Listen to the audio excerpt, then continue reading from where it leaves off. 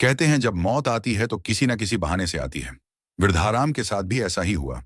दो दो बसों और कई लग्जरी कारों का मालिक वृद्धाराम अक्सर महंगी और बेहद सुरक्षित गाड़ी से चलता था।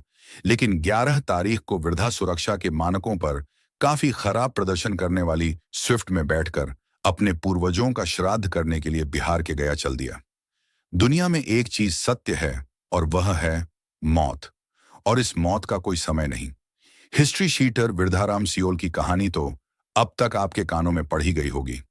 10 फरवरी यानी एक दिन पहले जिस हिस्ट्री शीटर वृद्धाराम की एनडीपीएस एक्ट के तहत 2 करोड़ की संपत्ति पुलिस ने जब्त की थी, उसी वृद्धाराम की 24 घंटे के भीतर सड़क हादसे में दर्दनाक मौत हो गई। वृद्धाराम की जिंदगी की कहानी जितनी रोचक है और की दास्तान भी उतनी ही रोमांचक और नाटकीय है। वो हम आपको बताएंगे, लेकिन उससे पहले आपको बता दें कि 10 फरवरी को पुलिस ने वृद्धाराम सियोल की 2 करोड़ की कोठी, 3 लग्जरी बस और एक क्रेटा गाड़ी को सीज कर दिया था। जिस समय यह कार्रवाई हुई उस वक्त विरोधाराम वहां मौजूद नहीं था। मौत ने स्विफ्ट में बिठाया। कहते हैं जब मौत आती है तो किसी ना किसी बहाने से आती है। वृद्धाराम के साथ भी ऐसा ही हुआ।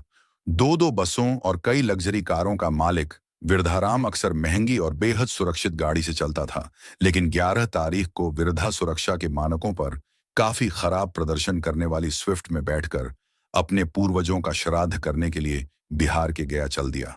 और बीच रास्ते में ही उसकी कार आगे चल रहे डंफर से टकरा गई और इस हादसे में उसकी दर्दनाक मौत हो गई।